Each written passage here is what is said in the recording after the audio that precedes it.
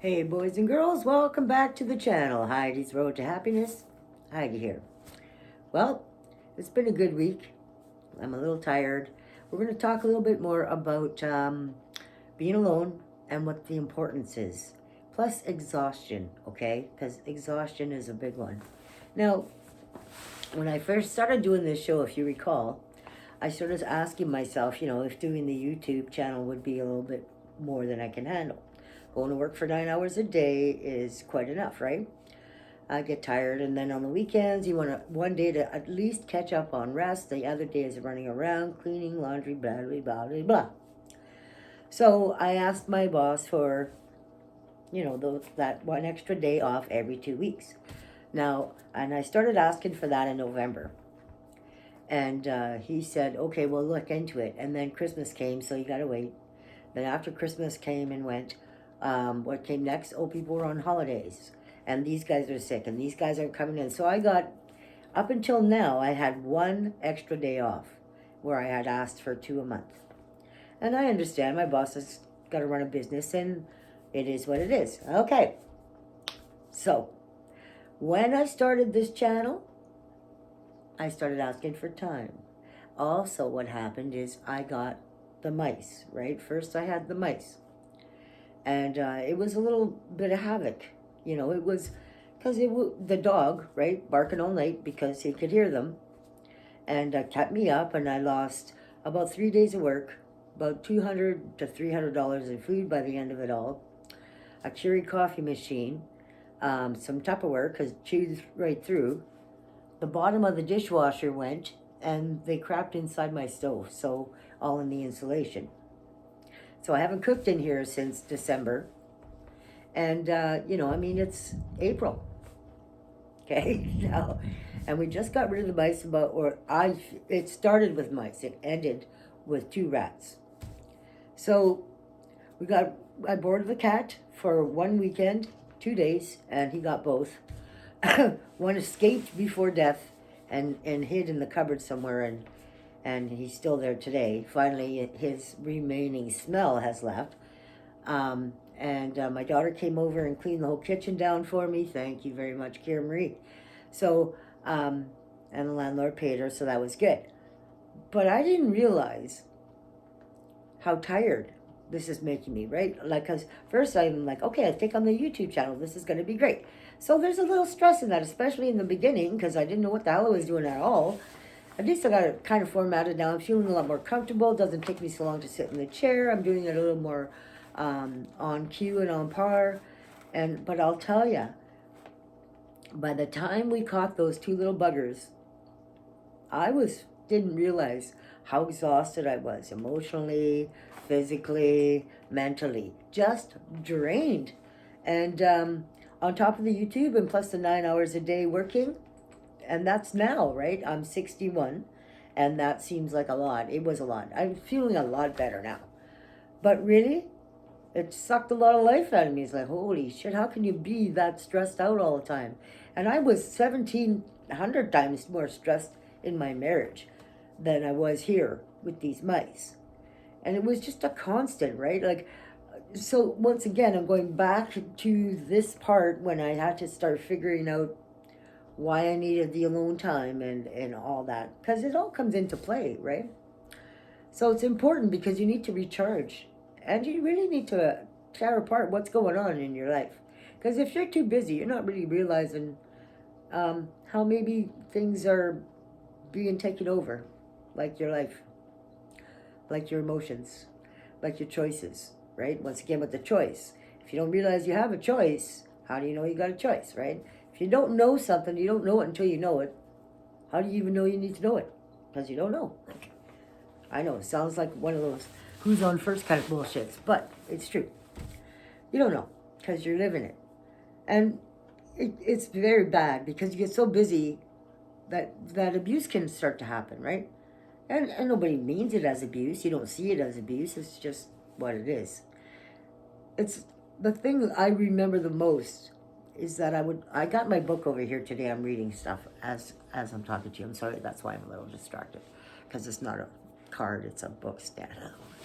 Okay, so anyway, when I was at the outpost or even at Sunset, I did a lot of split shifts.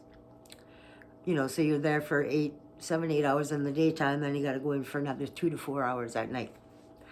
So I was a lot of that sometimes, especially with the Sunset job, because I'd make calls at night as well as calls in the daytime, and so it was pretty draining, you know, and I was tired. Now remember, he didn't like adulting too much, which meant he didn't like housework, and he didn't do laundry, and it was very rare when he went grocery shopping, and he didn't participate in that a lot. So even the bills had to be paid in person because he didn't want to do it online in fear of somebody hacking or something. But he still wouldn't leave the house to go to do that. So that was all left on my plate. Anything to do with the outside world was on my plate, as well as my work, as well as the children's extra needs, right? I mean, if there's functions going on, you got to do something, or you got to, plus the homework, plus. It was just all on me. If I was at work, I mean, it was his time on, and he did whatever he did, and that's fine. But when I was home, it was all me, all mine. Even on Saturdays when I had to go grocery shopping, and it's like a $350 shopping back then, I was to take the kids because he needed some time. Like he had the kids by day and he worked by night, right?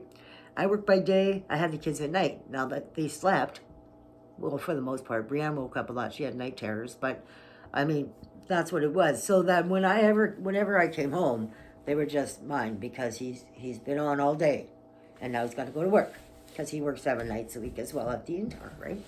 So, I mean, that's fine, and I created that in the beginning, especially, right? Next week we're going to talk about the past. We're going to do some more story time. I like story time, but yeah, I mean, when I met you, I was like, woo! I got me a man, right?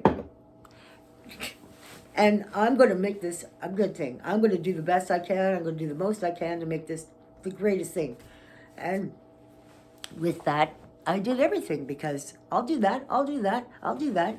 But he was busy with the bus. He was busy with the gang. He was busy with the equipment, making sure it all worked. You know, like, I mean, we'd do chords by hand. He would. So, I mean, you know, it was good. But it stayed that way when we come off the road. And I just kept taking on more and more all the time. So by the time we had settled down, I was quite used to taking on the brunt and doing it. And I didn't mind because I felt more in control, because if I left it to someone else, it might not get done. And then that's not good. And it'll fall back on me again, and it'll be at a later time, a more stressful time. So I would just, after a while, I stopped asking for help, right? Because I wouldn't get it, and it would cause stress, and I got disappointed, right? So I just stopped asking for help. And in turn, that even took a turn, because if I didn't ask for help and he's waiting for it, because, you know, it's because I'll tell you, when we go to the story, I'm not the most perfect person either here. You know, I was a little psychotic at times. You've seen the list of my shit. I'm not that anymore, but I mean, I was not easy to live with either. So, you know, he'd be waiting for me to get on him because he's not helping. And if I stopped doing that after a while, right? I stopped asking everybody for help. I just stopped. But that's not what we're talking about, okay? So he'd be waiting for it, and because he wasn't getting it, he'd feel uncomfortable and anxious, and he'd start a fight, or try to, because I wouldn't, because I knew what was going on, right? I knew if I didn't start it, he was gonna. So I learned how to just shove it down. There's no point. It's not going to change. You know, if you do the same thing over and over, and you're trying to change something, and you're doing the same thing over and over, and it's not working, guess what? It doesn't work. Try something else. It's just sheer stupidity. And I don't use stupidity loosely. If you keep doing the same thing over and over, you're going to get the same result. And that's what happened to me. I kept trying to do the same thing.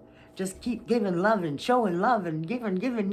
And I just kept giving and giving and giving. Don't do that all the time, because if you're getting nothing back in return, and you're getting tired and you ask for help and you don't get any, and then they're wondering, well, why you got no time for me? Why are you so tired all the time? Stop helping other people, you know? Just spend more time with your family. Well, I can't really do that. I got to work split shifts in order to make everything flow.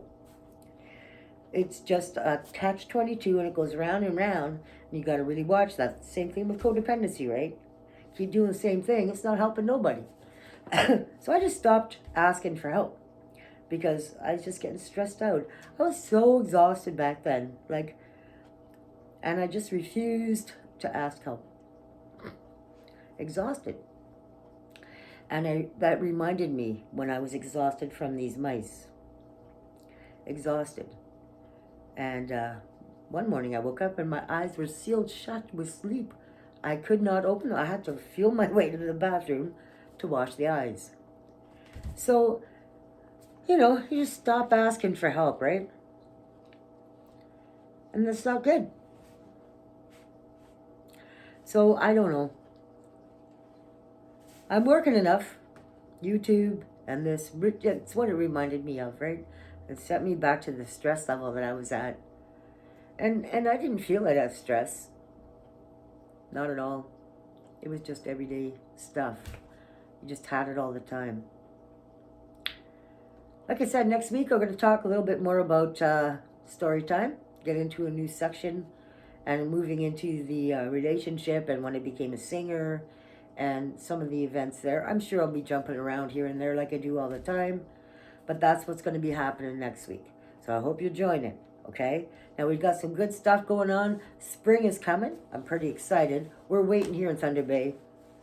This year, we had spring in the winter. Last year, we didn't have a spring. We went from winter to summer. And then there was lots of flooding, but there was no spring, right? This winter, since January, we've only had like 3 storms, but they've been at the end of March and into April. So it's been like spring all winter. And now it's spring, and it's kind of like winter. So, this weekend I'll get my fire permit, because I can see the fire pit. I'm going to start her up. This is my favorite hat. It's too big. I got to put some shit in there to hold it on my head. But I'm looking forward to it. So hurry up out there. I hope you're having a good day. Hope you did some good deeds this week. I did some good deeds this week. I miss ya. We'll see you next time. Carol, Mama, cats, have a great day. Do a good deed, and I'll talk to you next week.